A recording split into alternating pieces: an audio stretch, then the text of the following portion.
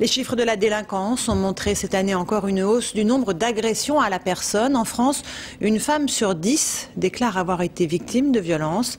Et depuis quelques années, les stages de self-défense se multiplient. Vous allez le voir, quelques gestes simples peuvent nous permettre de réagir en cas d'agression. Sylvie Pinatel et Jean-Christophe Cortés. Le plus dur dans une agression, c'est de décider le moment où je vais réagir.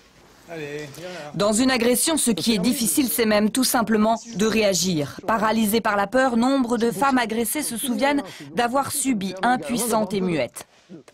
Dans ce cours de self-défense qui leur est dédié, journal, parapluie ou portable deviennent leurs meilleurs alliés. Ok, merci. Ça, c'est facile à reproduire quand on est débutant ? Tout à fait, parce qu'en fait, ce sont des gestes simples. Faire ce mouvement-là et ce mouvement-là, c'est pas du tout technique, parce qu'en fait, ça représente le mouvement du marteau, quoi.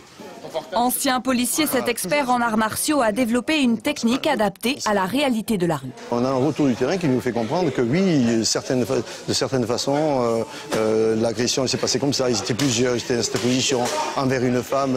Il y a une période d'intimidation et ensuite l'agression. L'agression n'est pas directe. Donc on prend en compte tous ces événements qui sont au contact du réel et on les met en application. Vous vous sentez capable de l'appliquer demain dans la rue ? Pour l'instant, non, mais je me dis qu'en apprenant avec des automatismes, ce sera plus naturel et donc à ce moment-là, peut-être j'arriverai mieux à me défendre plutôt que de rien savoir faire et de subir.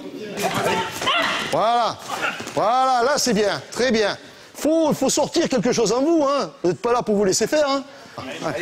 Développer son agressivité, c'est ce qu'a appris ici cette jeune femme. Et après 4 mois de pratique, elle se sent plus sûre d'elle.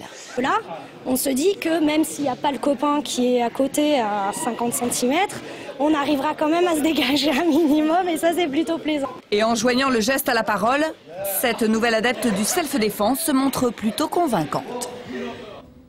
Et toujours en matière de sécurité, Brice Hortefeux annonce qu'un imam islamiste radical a été expulsé en urgence aujourd'hui vers l'Égypte.